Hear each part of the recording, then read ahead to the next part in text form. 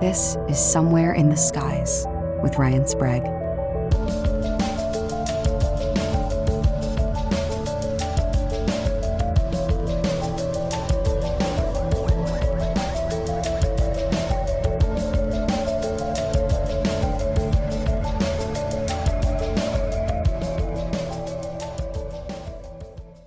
Welcome to episode 4 of Somewhere in the Skies. This is going to be an interesting one. Unlike our previous 3 episodes, we're going to tackle an aspect of UFOs that often gets overlooked, and that's the parapsychological.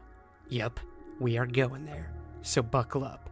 But first, I want to start with the following listener email I recently received. It comes to us from Judy Thompson out of Alberta, Canada, and this event occurred to her when she was 14 years old in 1980 off of Man Lake near the town of Ashmont. Judy writes, quote, I was driving home from the small town near our acreage home one late summer afternoon. I had my learner's license and my mom was sitting in the front passenger seat. My grandmother and younger brother were in the back. I had to slow down coming into our subdivision as the road had a sharp bend close to the lake edge. Here is when I noticed something, a black triangle object, some distance away, high over the edge of the lake. I stopped and rolled down the window to hear if it made any sound. I thought maybe it could be a helicopter with something hanging under it, but I could not hear anything, and it continued to sit motionless in the sky. I remember blurting out something like, "What the heck is that, a UFO?" I looked at it for a short time and decided to continue driving. I wanted to look more, but I was worried about cars coming up behind me. I was also worried about frightening my mom and grandmother. I knew they would not be open to such things as UFOs. However, I could not stop thinking about that strange object. I continued to drive until I reached the approach to our home. I don't know why I stopped at the approach and looked over my left shoulder and up into the sky, but I did, and there it was. It was directly over the road, and now was just a little higher than the treetops. I quickly put the car in park and shut off the engine. I felt a sense of excitement to get another chance to have a look at this thing. I got out of the car, leaving the door open, and gazed up at the craft hovering above me. No one else got out of the car, and no one said a word while I was looking at it. The object indeed was not black, but a dull charcoal gray color. It made no sound and had no visible lights. It was about 30 to 40 feet across. The bottom of it had sections with some type of pattern, maybe symbols. However, I cannot remember the details very well. I wanted to see if it had any windows or identifiable markers, so I walked around to the front of the car to the other side to get a better look. The sides, front, and top were solid, with no windows, markers, or seams of any kind. As I was standing and gazing up at the craft, I felt a sense of awe and wonder, and I became aware of my thoughts being read. This may sound really weird, and I probably would leave this part out if it were not for the fact that I have come across other people's accounts of having similar experiences. I had a real feeling that this was an amazing event and that this craft was not from our world. I wanted them, whoever they were, to know that I was greatly honored to have had the chance of a lifetime to experience something so amazing. I started to think about what the occupants may look like for the first time, and I felt a sense of fear creeping in. I don't know if that was the reason, but the craft started to move, gracefully gliding like it was on ice. It moved a little forward, then made a 90-degree turn facing east towards Man Lake. It started moving slowly in this direction, but then suddenly accelerated at an unreal speed and was gone in a split second. No sound, no smoke, no lights. It was just gone. The leaves of the tall poplar trees that surrounded the area were completely undisturbed. I never spoke to anyone about this event, not even my family. It was not until 2009, while recovering from surgery, that I really began some serious research on this topic, and have been hooked ever since. I do feel that it is important to share my story. End quote. Wow. Yes, Judy, it is important for you to share your story, and I can't thank you enough for sending that to me. It reminds me so much of my own UFO sighting when I was 12 years old. But what intrigues me most is the feeling that she felt. her thoughts were somehow being read, somehow being controlled by whatever she was seeing. This psychic aspect has been, like Judy mentioned, reported by many individuals. In fact, I've interviewed dozens of people who've claimed the same thing. They feel some sort of mental connection to whatever they're seeing and experiencing. And this goes even deeper when people report elements of high strangeness, parapsychological events, and even paranormal incidents occurring during a UFO sighting, or even after. And that's exactly what I spoke to today's guest about. Susan Demeter-St. Clair is a professional research assistant, author, editor, and psi experimenter. Her research interests include individual and institutional responses to anomalies and exceptional human experiences, and how they interact and enact change within groups and large institutions. She has established both Para-Researchers of Ontario and Paranormal Studies and Inquiry Canada as online educational resources for those wishing to explore the subject of anomalous events. She has conducted field research on unusual light phenomena and lectured on this subject at the Ontario Institute for Studies and Education at the University of Toronto. She is currently collaborating with Eric Oulet, PhD of the Canadian Forces College, on new approaches to UFO studies through the lens of scientific parapsychology. Today, I speak to Susan about various cases she has personally researched through this lens of parapsychology. And just a warning, we do get a special guest by her dog, Max, in this interview. So I was deeply honored by that. So, without further ado, let's get to the interview with Susan Demeter-St. Clair. Okay, let's dive deep. Let's dive. Hey guys, I am here today with Susan Demeter-St. Clair. She is a UFO researcher amongst many other things, which we will talk about tonight. Thanks so much for joining us today, Susan. Well, thank you for having me on the show. I'm really excited to finally be talking to you. Yes, and we've spoken off-air a few times now, and I was really drawn to your work through a mutual project we're working on, and that's Robbie Graham's UFOs Reframing the Debate, a new book that's out this May 2017. And we all were given an advanced copy, and I was immediately attracted to your essay. It was something that I've been diving into lately with the whole UFO topic, and that is connecting it both to the paranormal and to the psychological, the psychosocial, and everything in between. So yeah, we're definitely gonna dive into some of that tonight. But first, the first question I always have, Susan, for anyone who's into these topics is, how did you get involved? What got you interested in specifically the UFO issue? Well, I would have to say that it was the phenomena itself that sort of initiated me into the UFO topic. When I was small, when I was a child, I had some strange experiences, but as we all do, we kind of, we put that off to childhood. And I didn't really connect them to UFOs. I connected them more to ghosts. But when I was 23, I had a close encounter with a UFO with my brother-in-law. And being a young adult and having another witness there, that really is what I'd like to call it, an initiation, because that was the moment that really propelled me into this sort of study and research.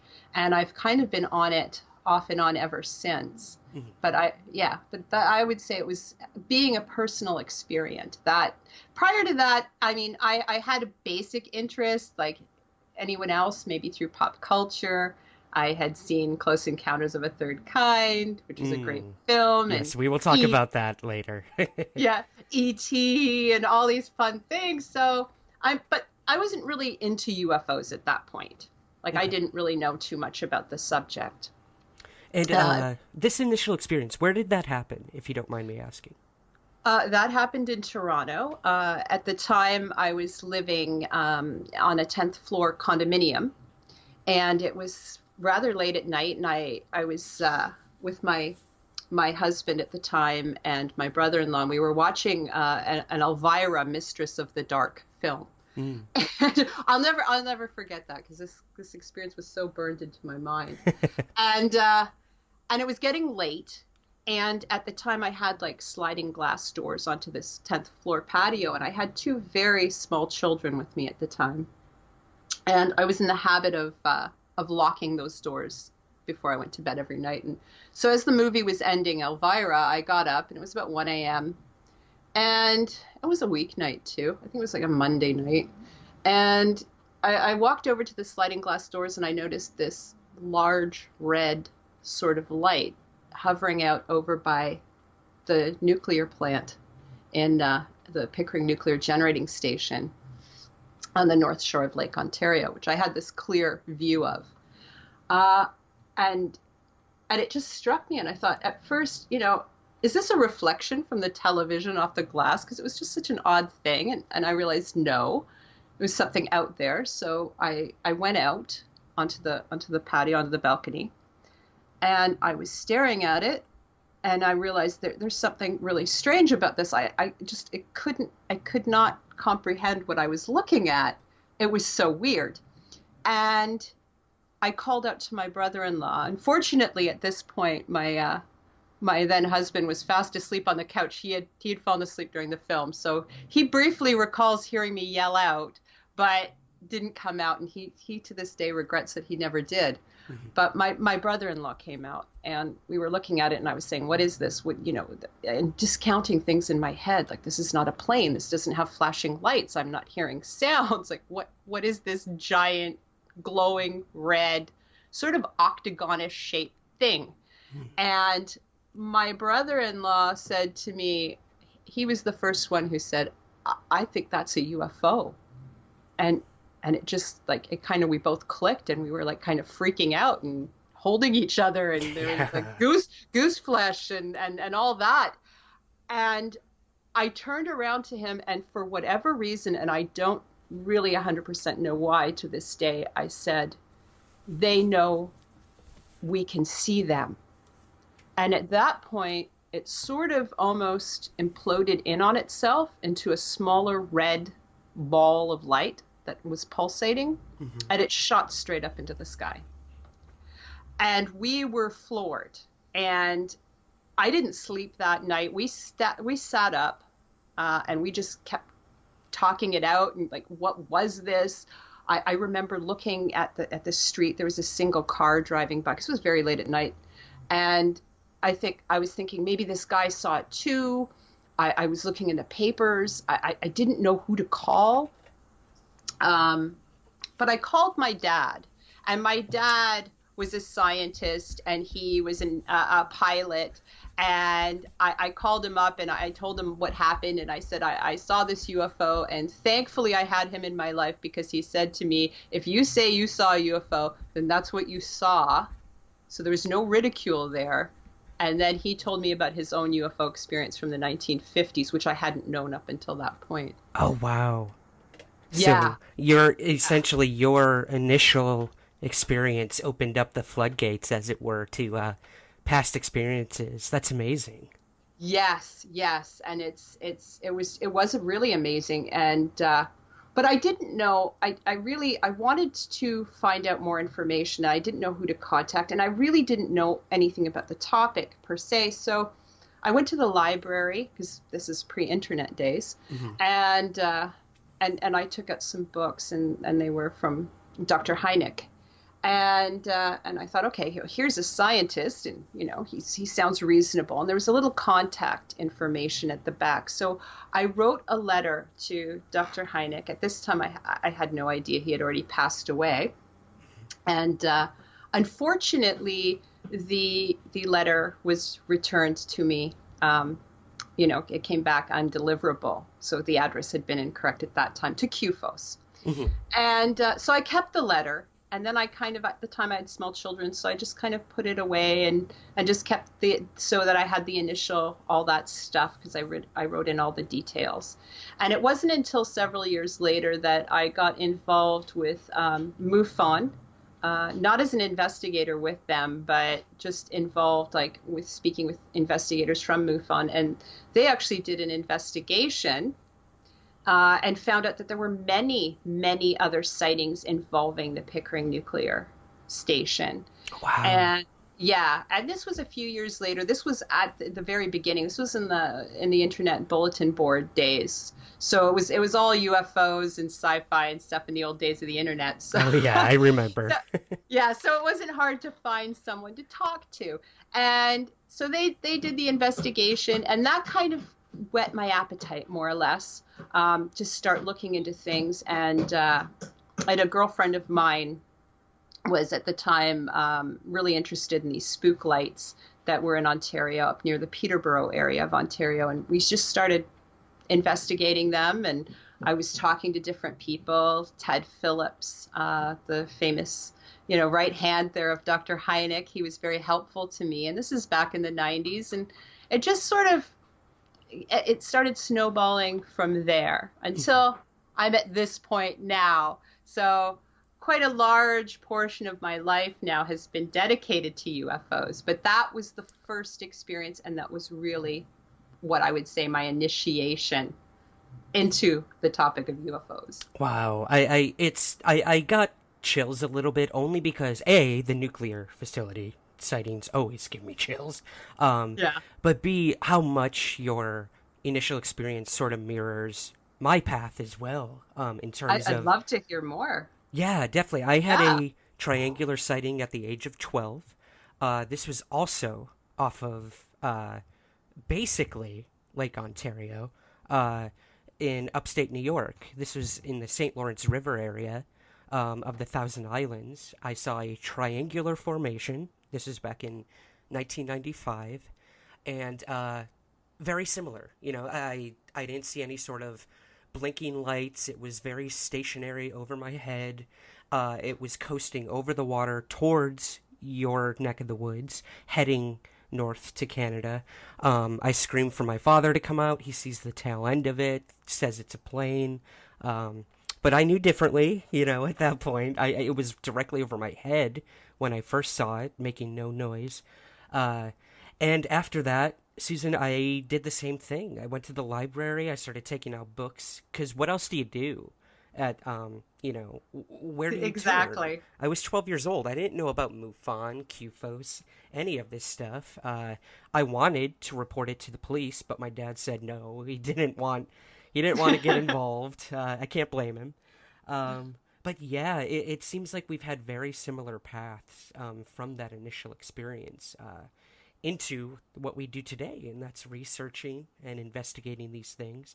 Now, I know you said you were not a official MUFON investigator, but you did personally research a very compelling case out of Cape Croker, Ontario. And I know the witnesses would like to remain confidential, but would you mind giving us a little taste of what this case was that you investigated? Having to do with the idea of high strangeness, and we'll talk more about that after, but I would love to hear more about this case if you wouldn't mind sharing. Oh, absolutely. But just very quickly before we get into that, I'm just going to, because of your own experience, I'm going to relate something to you. So get prepared to be chilled again. Ooh, okay. So I had started investigating and not really affiliated with any group. I more or less started my own little kind of group of people that were loosely doing their own thing, and we were researching together these spook lights. But over time, I started getting more involved and to be honest, disheartened with some of what was going on in the greater ufology, all the egos, and everybody knows, these experts. So I became quite disheartened, and I ended up joining a skeptical organization, which was Skeptics Canada. So I was kind of being driven to that point until a fateful day in 2001 where I was not investigating anything. I was out with a friend. I didn't have a camera, and I didn't even have a cell phone at that point. This is 2001. And we were walking along this pathway in Ajax, Ontario, along the lake. And I don't know if you can guess what's coming next, but Mm-hmm. there was a UFO experience, and it involved a diamond-shaped craft Mm-hmm. at very close range. And seeing that, it just totally radically changed my mind yet again. I couldn't be a skeptic anymore. Mm-hmm. Even though these people were great, and I learned a lot from them in other ways, you know, how to find frauds and sleight of hand and this kind of thing, I could not be a skeptic anymore. So again, another initiation, another guide path. But when you were talking about your triangle, Yeah. that just brought that right back to me. And it looked like a spaceship. It was very close range.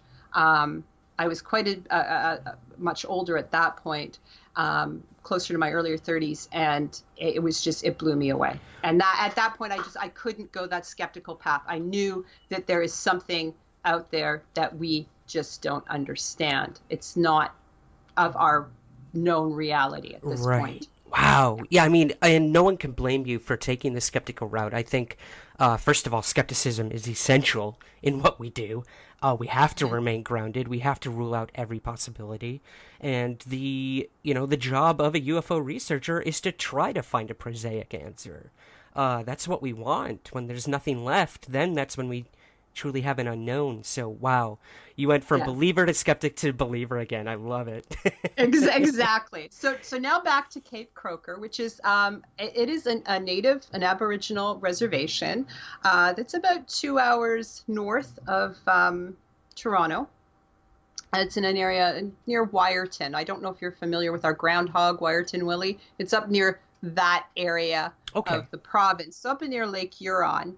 And they had contacted me. They had family visiting, and some of the family they were outside and they were having this bonfire. This was during a celebration, a festival, powwow over a weekend for that.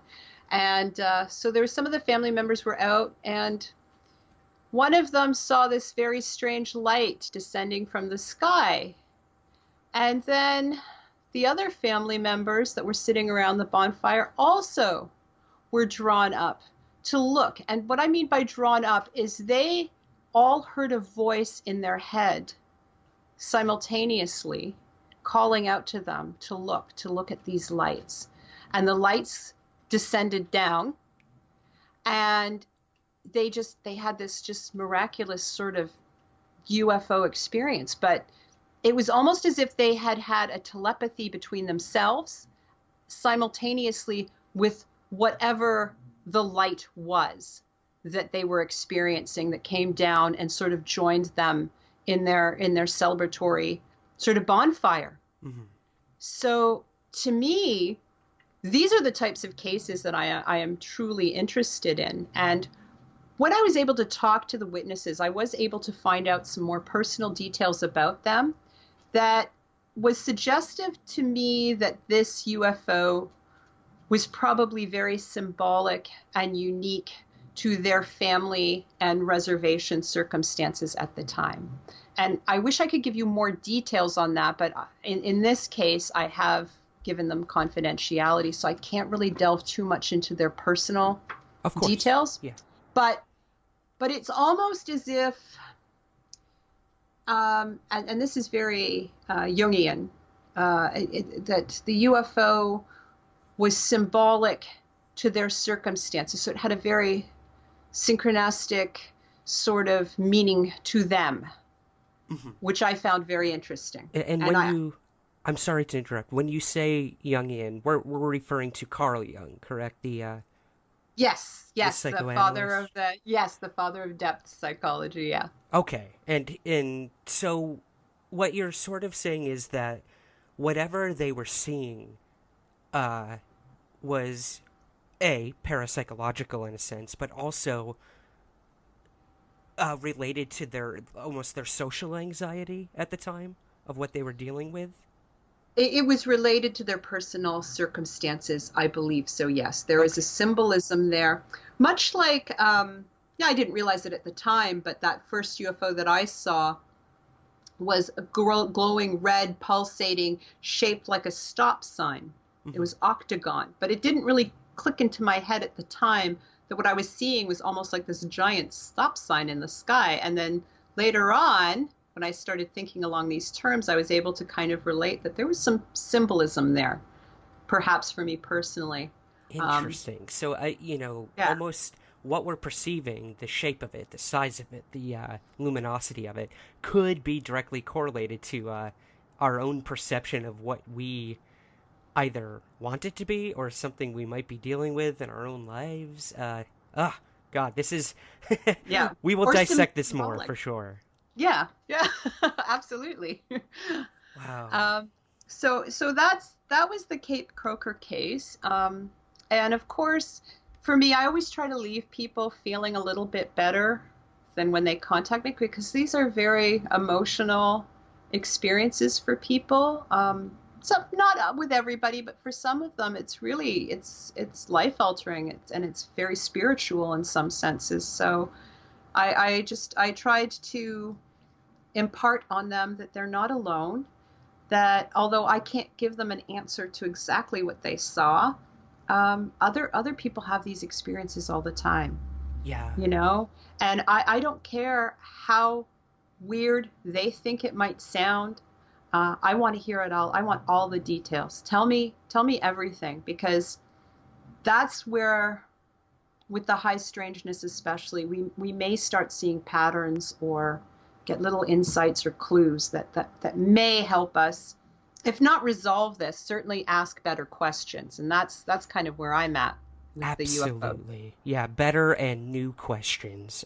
Yes. I find myself doing the same thing. It's like, all right, if you're going to tell me what happened, just unload. Give me the raw story. Give me the weirdest shit you got. Let's do Yeah, this. absolutely. Yes, absolutely. Let's get real. Let's Let's get get right real. down with this story. Yeah. No, Yeah. Susan, you use the term high strangeness.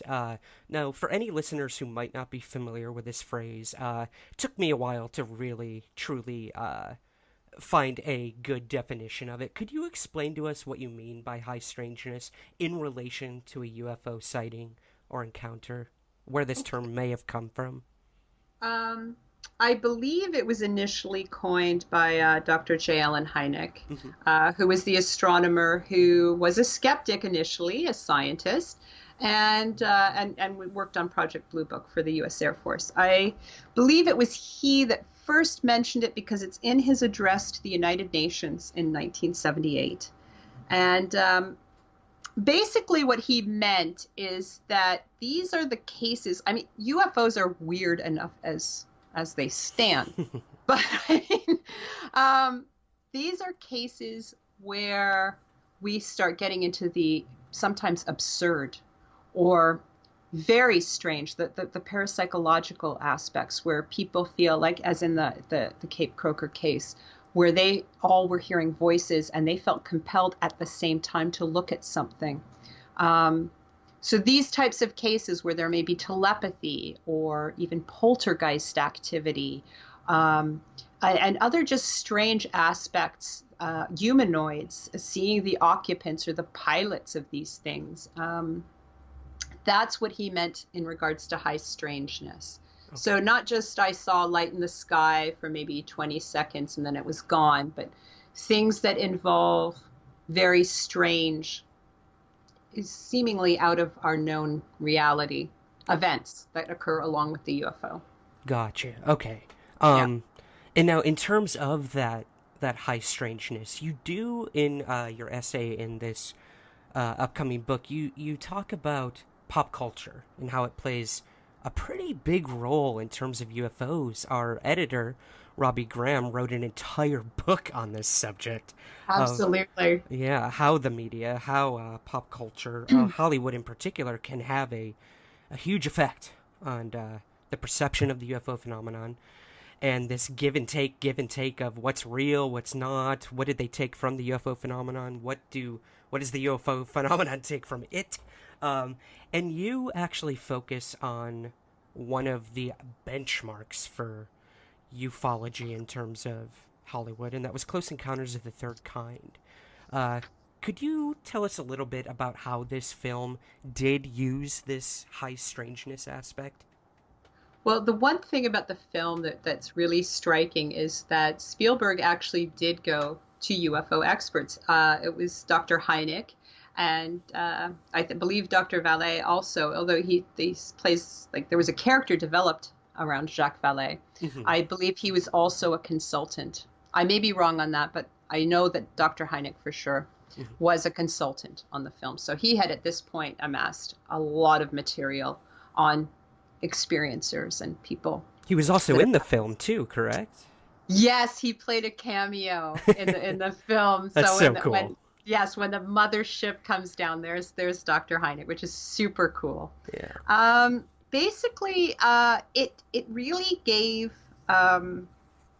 audiences a taste of what a lot of these experiencers were describing, in that the lead protagonist, Roy, and Jillian, the mother whose child gets involved with the aliens, they start experiencing all sorts of things, synchronicity, so meaningful coincidence. They started feeling telepathy along with the UFOs. So it really presented UFOs as something that may be physical, but also psychic. So there's a physical reality to it, but there's also this psychic reality. And as we go through the film, this sort of builds with both characters and their sort of the ESP and all these other neat things that are going on. So it's one of my favorite films anyway, despite that it's pro ETH, which I'm not. Ooh, interesting. We'll have to touch on that. Yeah. I don't hate the ETH. I just feel after 70 years it's got us nowhere. And I think that the idea of aliens visiting in like little spaceships is kind of silly at this point. But that's my own feeling. I could be wrong. I could be wrong, but I'm concentrating on other areas right now, looking for those better questions. But it was, to me, the film is still a classic. I try to watch it at least once a year.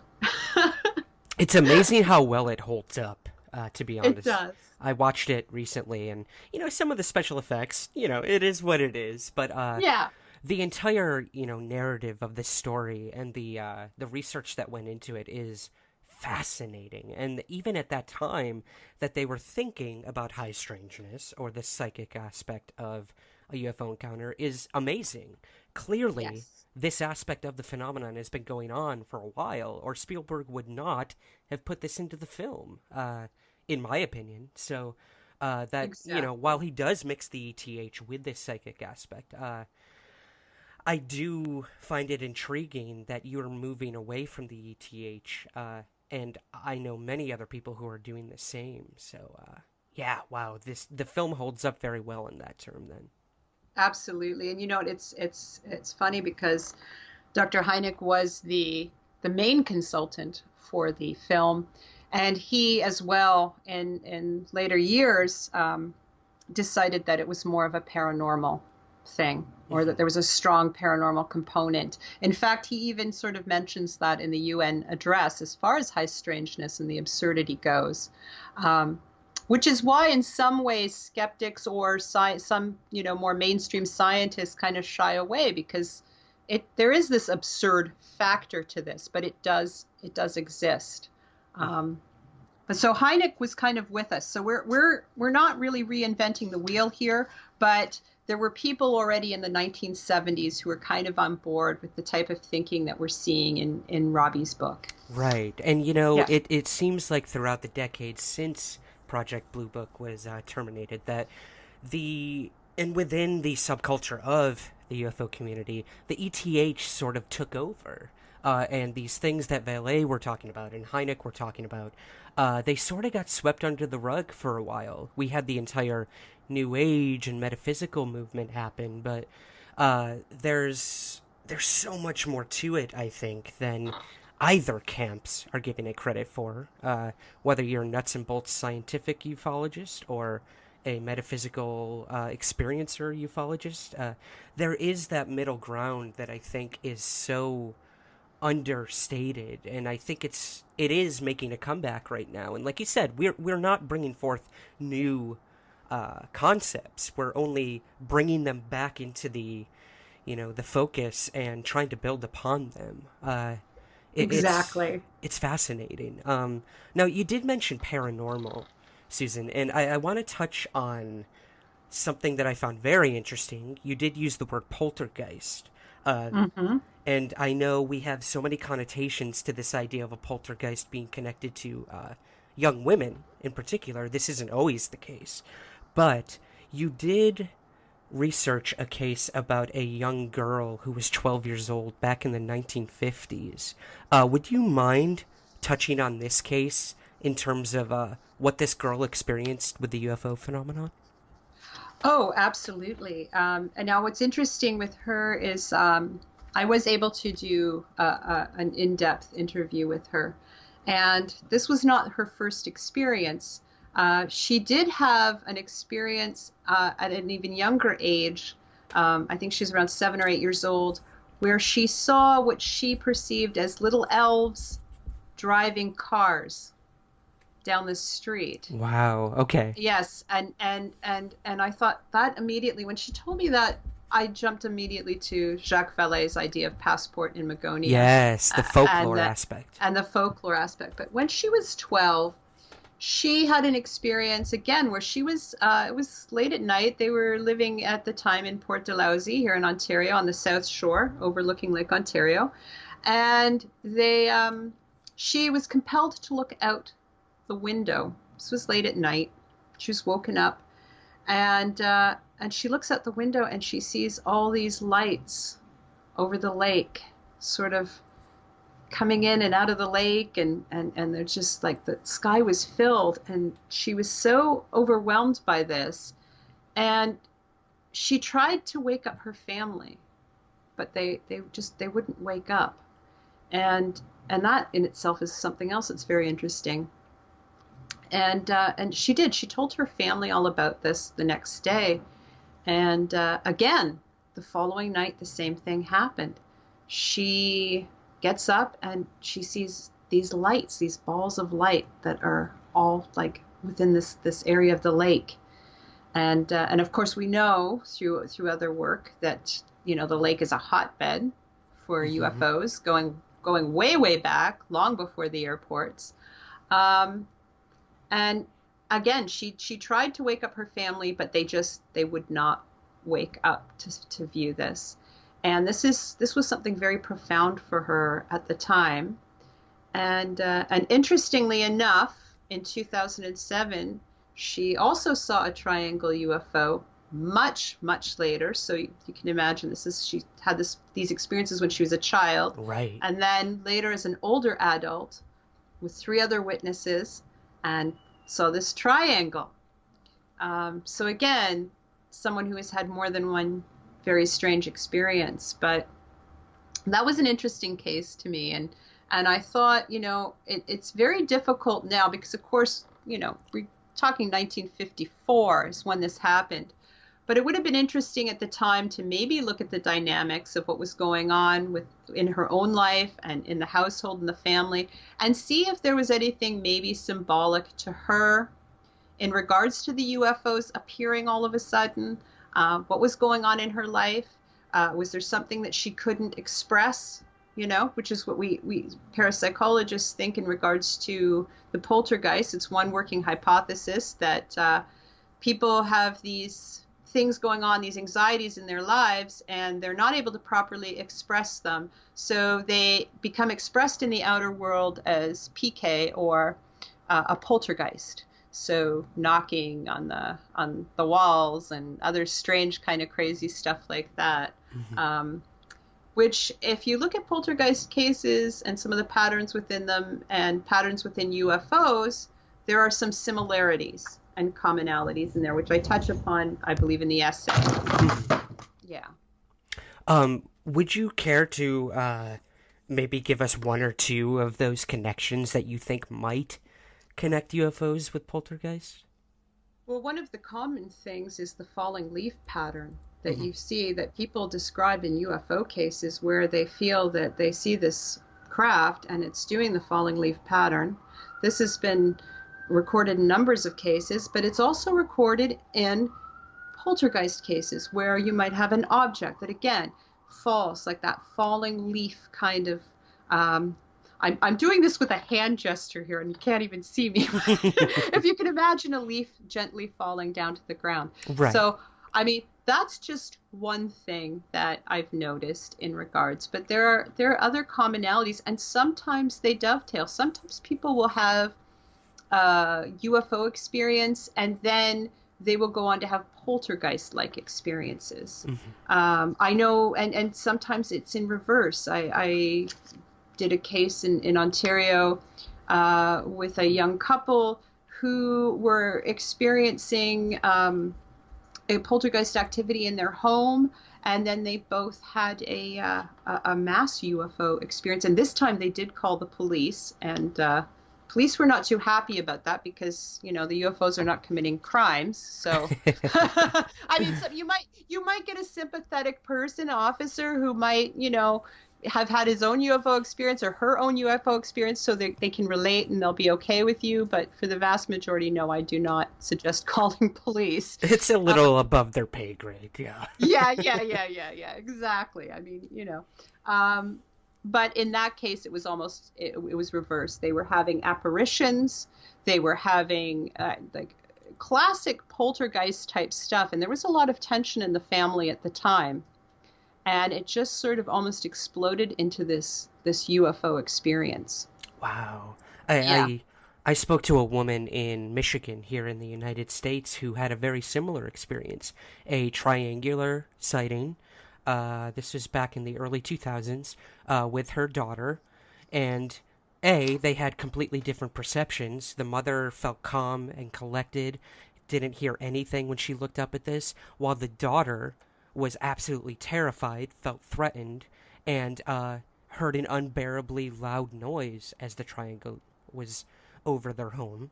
And then all this crazy shit started to happen in their home. Poltergeist activity. Their lights and their cable would go out all the time. An electrician came to check out what was going on. Couldn't explain it, had his own UFO sighting over the home while he was there, Wow. and said he would never come back. It absolutely terrified him. He said, I'm sorry. And this guy had been, sort of the neighborhood electrician for so long. He said, I'm sorry. I just can't do this anymore. So this all culminated into the young daughter, the mother, and another daughter who claimed to have seen shadow people in the home, even a small being that would visit her in the night. This completely destroyed the family dynamic. They all became very introverted. They all were having different experiences after this initial sighting. And for them, they found prayer. They prayed for whatever was going on to go away. And for the daughters, it did. For the mother, it still remains, but it harkens me back to that whole idea that this high strangeness plays a huge aspect, and we're not just talking about little green men, coming down, zipping around, and being like, hey guys, we're here, bye. This is having huge implications on the humans back here on the ground, so... Oh, absolutely. And that's the thing, too, is that...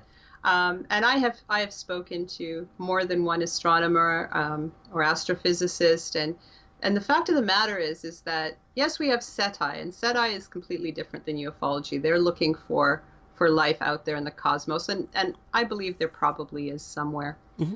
But the UFO problem is terrestrial. It always has been. It occurs to human beings on this planet. Because we have no proof that it's anywhere else. Mm-hmm. It's just it's here.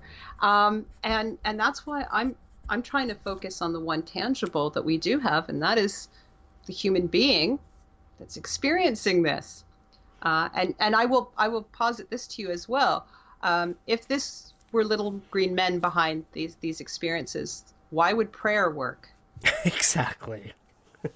Why would they even know what prayer is? No. Right. So. And that is actually not unusual. I have come across many cases, and more in line with the abductees, where some of them feel that they have invoked, Jesus, if they're Christian, and it works. Mm-hmm. So what is that telling us about the phenomena that prayer can help, put it away, right. or Something to rest, tells me if this was an alien invasion, on one family, prayer isn't the first shield that I think they would they'd be like, oh, okay, we gotta go. They're praying. Let's get out of here. It just doesn't make sense. It's not logical. Exactly. The idea of the UFO problem is terrestrial. That is a term I'm going to be using for now on, so you might want to copyright that and make some money off of it. Because it's so okay, true. We can share. We can all share. That's what we have to do as researchers. Share your Yeah. goddamn information, guys. Come on. Absolutely. Absolutely. Stop saving it for a rainy day. Absolutely. Well, something else I want to actually touch on is this idea that if these UFO sightings are happening to an individual, we have mass sightings, obviously. They happen all the time. But there's something to this idea that whatever is happening, whatever's in control of these anomalies in the sky, it almost feels as though they want to only be seen or only affect one person at a time. We have so many sightings that have occurred to only one individual, no corroborating witnesses. But there seems to be something to that, Susan. I don't know if you agree. It seems to be happening individual by individual. We're getting these gradual small disclosures, as it were. And that seems to really tie into this idea of hitting the psyche one by one.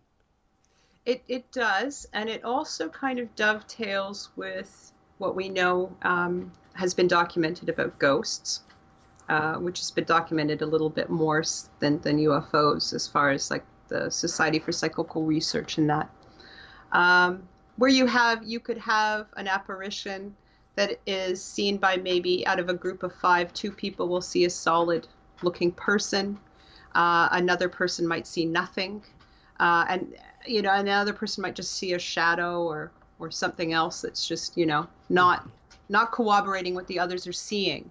So you see that as well there, and also the single witness as opposed to multiple witnesses.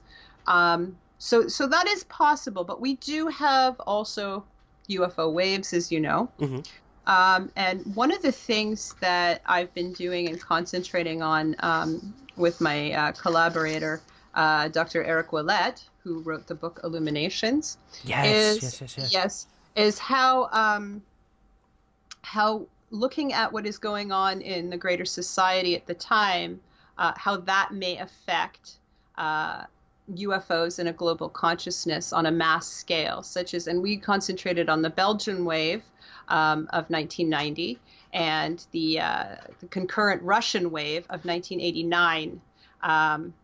UFO waves in Europe at that time. And what is interesting is you have multiple witnesses. It was very well documented. You have the Belgian Air Force cooperating with ufologists. It was a really neat time. But if you start looking at what was going on in Europe with the fall of the Berlin Wall, with the crumbling of the Soviet Union, you can only imagine the anxieties and the concerns of all these people at that time. And you have a UFO wave over NATO headquarters. Wow. Yeah. So just think about that. If you have all these people, was this a cry for help? Was this help me? Pay attention, look, I mean, we don't know. I personally believe that the UFOs are symbolic and they can be very personalized, but I also feel they can be symbolic and be meaningful to a greater society. You see? Absolutely. So. I think, and yeah, that's where the idea of a individual sighting or a mass sighting, how far does the impact reach? You look at the Phoenix Lights back in the here in America. Mm-hmm. You look at the 1952 wave over Washington, Yes. clearly during Cold War times. Yeah. Very interesting. Yeah, absolutely. Um, And when you start kind of concentrating away from what the craft might have been, because you can have all sorts of different types of crafts, and shapes and all sorts of different, I don't know how many, I've lost count how many humanoids there could possibly be, these supposed pilots. They're all very individual as well. But if you start concentrating on the people, then you might start getting more insights. And again, back to better questions, right? Because this is something that ufologists don't really do. hmm They will take down reports. They want to know what time. They want to know what it looked like. They want to know the weather conditions. They're trying to debunk. And fine, there's a place for that, but it's really not getting us any closer to what this might be, in my opinion. We've had 70 years of that. We need something new. Agreed. Seems like we're preaching to the choir, as it were, between us. But I think yeah. this is the kind of thing that's going to wake people up. The idea that we're not just dealing with an alien presence from some other planet coming to Earth to warn us of something. There's far more complex questions to be asked than that. It is a product of the time when B sci-fi movies were coming out. It is a product of even the Kenneth Arnold, the inception of the modern UFO era, the Kenneth Arnold sighting, which was misconstrued to begin with the whole flying saucer aspect. Yes. It's fascinating. It really is. And some of them are predictive as well. Like, I mean, with the case of the Swedish rockets, people were seeing these rockets before they were truly being invented, before they were, but I mean, only by a few years. So it's like, it's almost as if the phenomena was having precognition of what was anticipating, and anticipating the space race. It's almost like our belief is sort of being led or guided somehow. Yes. I think so. Yeah. Agreed. I was asked recently, do you think we'll ever know what UFOs really are? And I think I bummed out the interviewer, and I said, no, I think it's always going to be a step ahead of us. I don't know if it means to do that. I just think it's so far advanced and or technological that it can do that it can help guide us. And maybe that's good. Maybe it'll be good for humanity eventually. I hope so. I do. Yeah, if not, it's like the biggest Trojan horse I can imagine. Exactly, the cosmic trickster. Because Yeah. sometimes people they relate very good experiences and they feel that they are better for this, and then others have had these horrendous experiences. It's almost as if the phenomena itself, when stripped away of all these descriptors, is really indifferent to what's going on. Carl Jung, getting back to him quickly, he noted this, and he was already looking at UFOs in 1947 as well. But he noted that in his conclusions, he felt that they were psychic manifestations through a collective consciousness, and he felt that the UFOs back in ancient times were the gods. This is what people were seeing. It wasn't that they were mistaking aliens, but it was appropriate for their time, and they were seeing gods in the sky. And now, just prior to the space race, we're seeing spaceships. Right. We're being almost guided and driven to look beyond this planet. Right. It seems like, at one time it was these were gods. Now it's these are aliens. What's next? What is next? And whatever that is, it always reflects back to us as humans, whether it's gods or aliens. And that's where the whole, sociological aspect of this entire thing, I think, resides, is it's always a reflection of us, no matter what we believe it to be, no matter what it might be. Again, exactly. That's why sometimes prayer can work. Yeah. It can work for some people. It's probably won't work for someone who doesn't believe in it, in prayer. But if someone has that faith, obviously there's evidence to show that it does work for some people. Yes. And you're so right. I think it's going to morph. Maybe not within our lifetime. I don't know. I kind of am excited to see it if it does. But I think that eventually it will be morphed into something else. Absolutely. Yeah. Well, there's one other case I wanted to touch on, Susan. This happened in Woodstock, New York, which we're all familiar with. Would you care to tell us a little bit about Scott Rogo and this amazing story about this young couple? Oh, yes, Scott Rogo. He was one of the few parapsychologists, and he wrote a book, The Haunted Universe, that is now available again, I believe, through Anomalous Books. You can get some of his stuff. Unfortunately, he's no longer with us. A very tragic case with Scott Rogo. He was murdered, and it's an unsolved murder to this day. Yeah. So a lot of high strangeness surrounds him as well.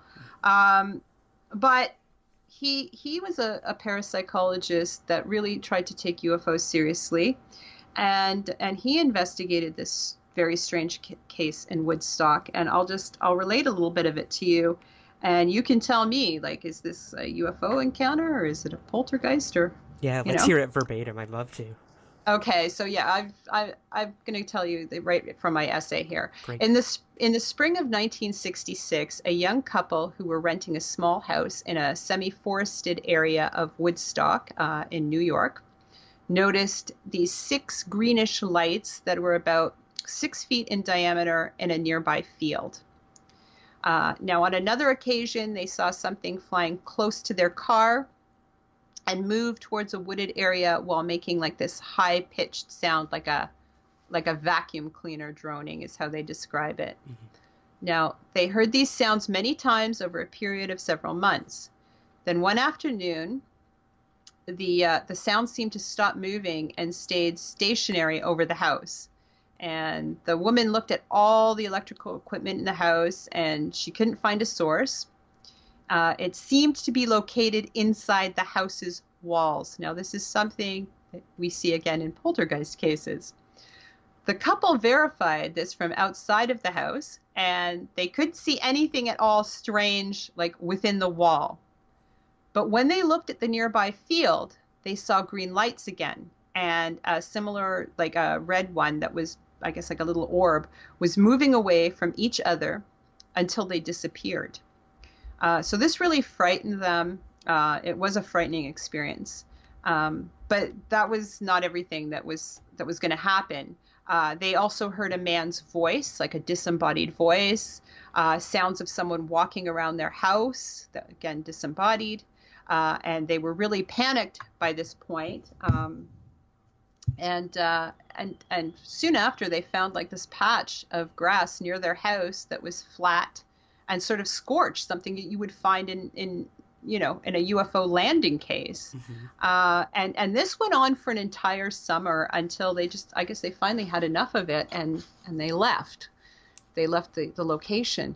But again, if you look at this, these are people that are having UFO experiences while at the same time having ghostly experiences. Mm-hmm. So they're kind of concurrent. And there can be the argument made that, well, correlation is not necessarily causation. Just because they're happening concurrently, they could be two separate events. And there can be that case made. But we have so many overwhelming cases like this, like the one that you described to me, mm-hmm. that, and that's just one of who knows how many thousands or hundreds of thousands in the history of UFOs on this planet. And it's starting to get like, no, you can't ignore this stuff. It seems to coincide, and often. Absolutely. And, many researchers within the UFO field or the paranormal field or, the parapsychological field, we tend to edit all the time. If it doesn't fit our box of UFO or ETH or poltergeist, we will brush it aside to bring forth the the preconceived notions we might have of what this experience was. And we're all guilty of it sometimes, but I think the responsible researchers will, like you said, write down everything. And they might be connected or they might not. Who are we to say? But I think by editing from the start, we're already doing poor research. We're already, tainting the experience, as it were. Oh, exactly. And you see that too in some of the online forums where you might have someone come up and post some very strange things, and then you have more of these nuts and bolts, UFO people that are, they're poo-pooing on it or saying, no, they're making this person out to be crazy.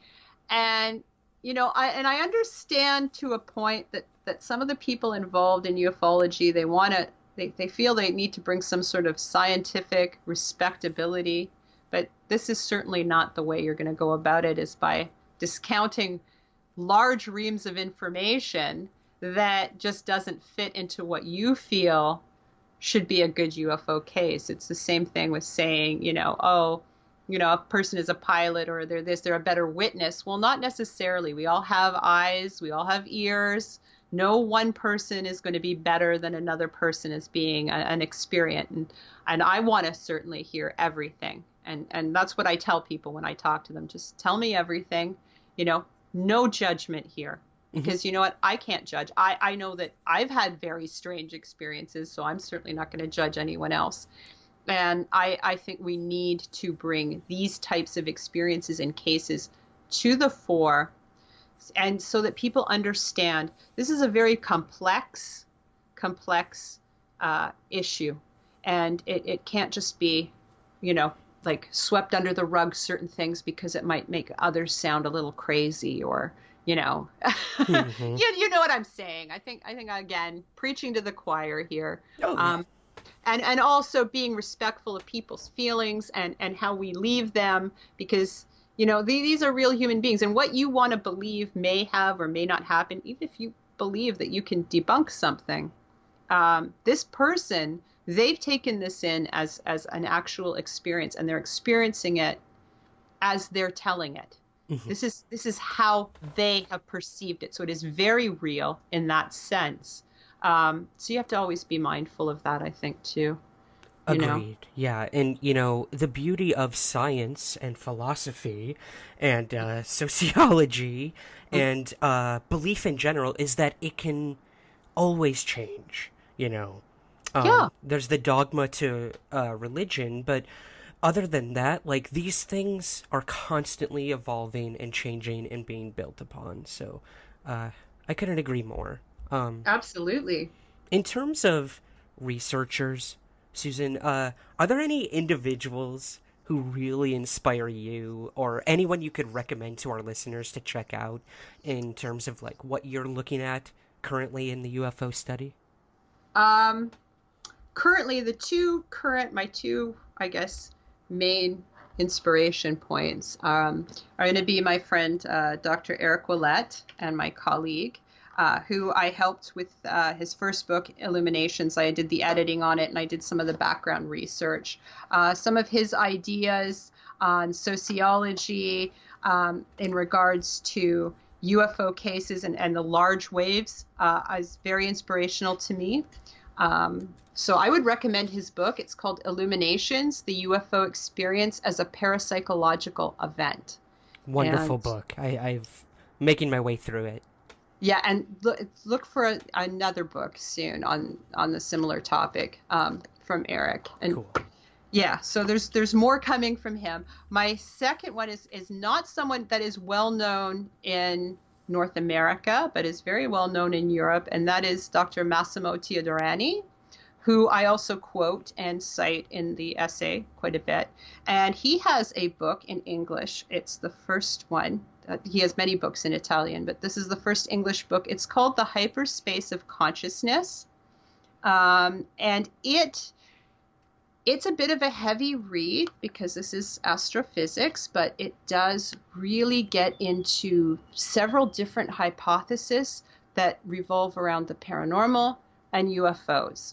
And he does talk about the importance of synchronicity, He even gets into he did some interesting work with a medium, a French medium, and he tries to give a bit of a science to spirit communication. And I think it's a wonderful book. It actually, he has more than one hypothesis in here, and the hypothesis, they compete with each other, which is like, how cool is that? And he talks about how with some of these like light balls that show intelligence, that perhaps there is an intelligence behind them. Perhaps they're a life form that we just don't even know yet. And this is coming from a professional scientist. So again, I would say Massimo Teodorani, The Hyperspace of Consciousness. Anyone who wants a basic idea, I would say anything Jacques Vallée. Start back 1969, Passport to Magonia, still relevant today. Anything from Dr. Hynek. I also am a big subscriber to George Hansen's theories of the trickster and the paranormal. Yes. And that is another kind of difficult read. So I would suggest picking it up and just, as he does himself, go chapter, like just read one chapter, and you can go back and forth in the book and just try to soak some of this stuff in. It's really heady stuff, but it's very good. It gets you thinking. I would also like to, and this is out of print, just mention Harley Rutledge's book, Project Identification, which is for more perhaps people that want to go out into the field and study UFOs. This is a field study of, and very well done scientific study of UFOs. And it also gets into the high strangeness, because the scientists who went out to study objectively these UFOs that were occurring at the time in Piedmont, in the United States, in Missouri, they started having high strangeness experiences with synchronicity and possible telepathy, and that with these light balls. And to his credit, he does not edit that out. As a scientist, he gave full disclosure that there's an intelligence, or there's seemingly an intelligence or something going on a little bit more than just strange lights that appear in a field, kind of thing. So awesome. Yeah. The rebel of scientific UFO research. Love it. Yes. So those would be my recommendations right now, for anyone that's kind of interested in, Great. Stretching their mind a little. Yeah. Yes, absolutely. Yeah. Well, what are you working on now, Susan? What can we expect from you in the near future? I have a couple of projects that I'm running right now. These are experiments. I've been incorporating magic, which the practice of magic with UFO manifestation, and I've been using magic sort of as a tool to sort of invoke, provoke, interact with the phenomena itself. So I really can't get into too much details. I'm collaborating again with Dr. Teodorani on one of the projects, and I have a group that's another group that's doing a project that is inspired by, I don't know if you know the work of the Owens and the Philip phenomena, which was a ghost that they tried to create in the lab here in Toronto. Yes, I remember hearing about that. Yeah. Yeah, so I was inspired by that to take some ideas and formulate some experiments, which I am doing currently. Wow. And that hopefully will be the basis for a forthcoming book on UFOs, magic, synchronicity, and the phenomena. I hope so. My God, that sounds extremely compelling. Yeah, and it's interesting because Greg Bishop is working on similar stuff, and we were working on these things and we had not met at that point, and touched base. And it's interesting that we kind of just started doing these things at the same time. So maybe the UFOs are guiding us down that path of phenomena. It's very possible. Yeah. Yeah. Greg's a Yeah. great guy. I couldn't think of a better person to be connected to in terms of his co-creation hypothesis of, like you said, are we manifesting the phenomena somehow, or are we, in tandem with it Yeah. on either end of the spectrum? It's very fascinating. Exactly, exactly. And if it is an intelligence, is it giving us like sort of what we need or what we can comprehend or cope with? And that is what it's pooling from. Is it pooling from the greater collective unconsciousness or from ourselves? And creating these experiences and that we can comprehend where it's something absolutely, different. I kind of look at UFOs like dreams too. There's usually a lot of symbolic content. So we're having a dream that may be silly, right? But if you examine what the dream is, then there's a symbolism, and then you can kind of maybe equate it to what's going on in your waking world and go, aha, so this is my dream trying to tell me something. I kind of feel the UFOs are somewhat in line with that. They're trying to tell us something in a way that we can maybe understand, right, symbolically. Right. Yeah. And it's up to us to try to decipher that. Yeah. It's not just spoon-fed to us by whatever the phenomena is. Yes. I'm also working on a model and just different parapsychological lenses and modeling to try and maybe put some UFO cases through those models to see if, again, we can come up with some better data or maybe some better questions. So that's something more that I'm doing with Dr. Willette is we're kind of just trying to look at different ideas and different disciplines and kind of trying to come up with some different models that we can use to examine these cases with. I did that with a ghost case, which is the famous the Cheltenham ghost, which is the lady in black. And I came up with some interesting, by looking at the witness, focusing on her and putting her in the context of her time period.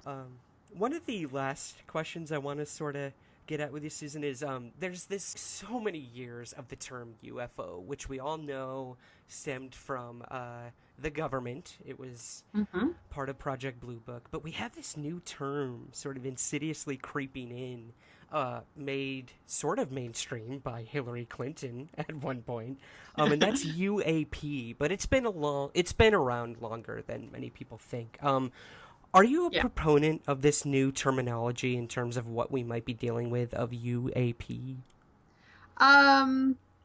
Again, with UFO and UAP, to me, I'm really a fan of neither of these terms. They're too descriptive, in my opinion.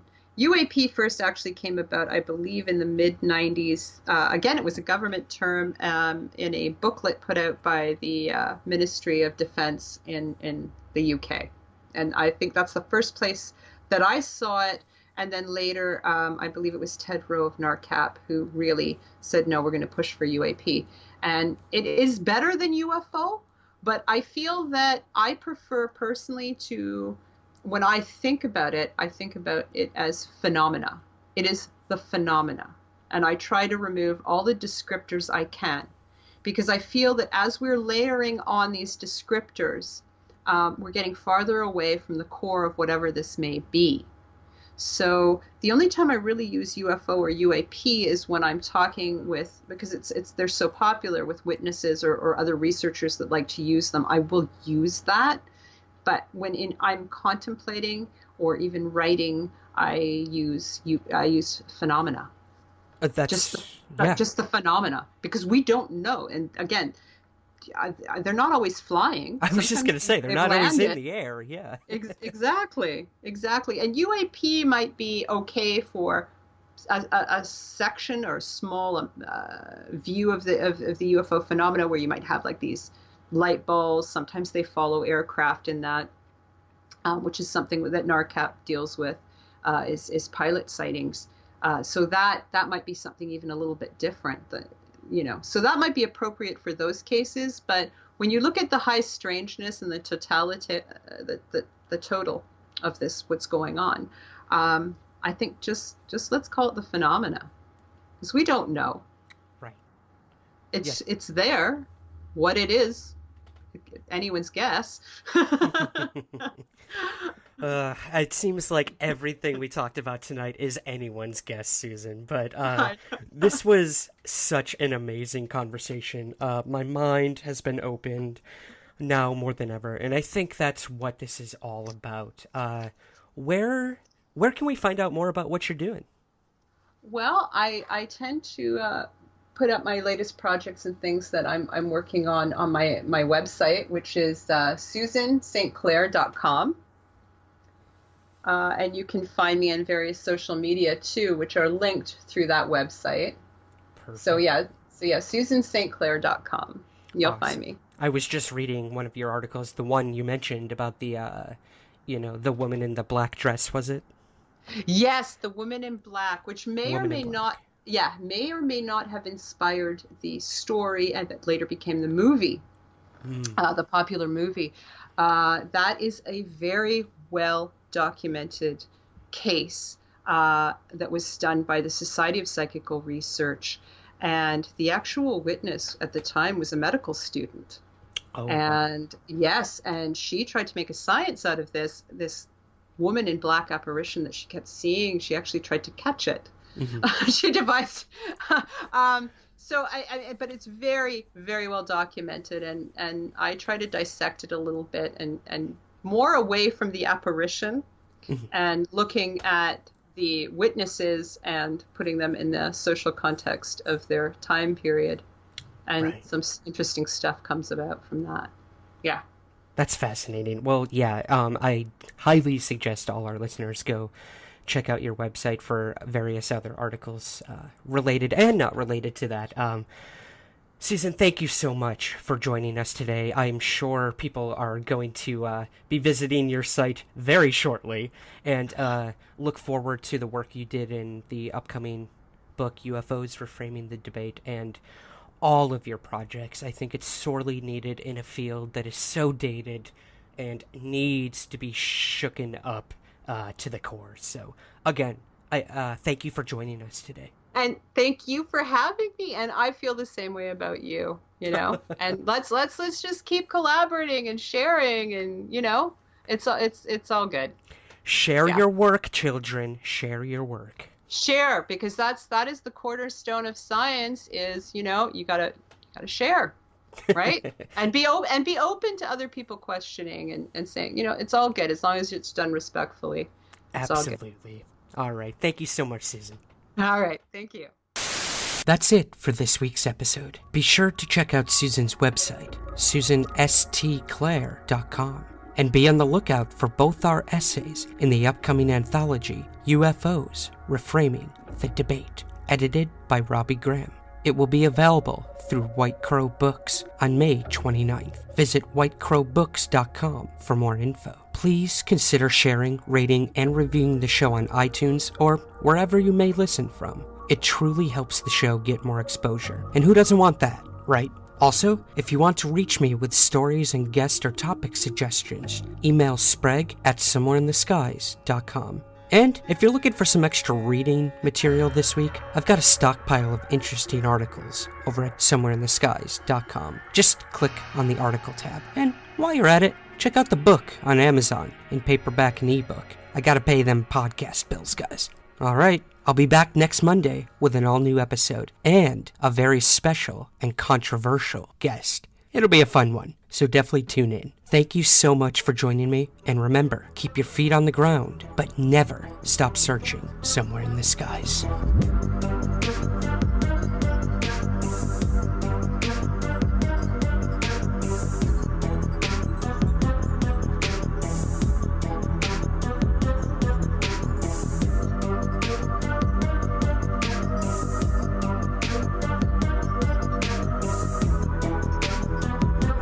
This has been a Third Kind production.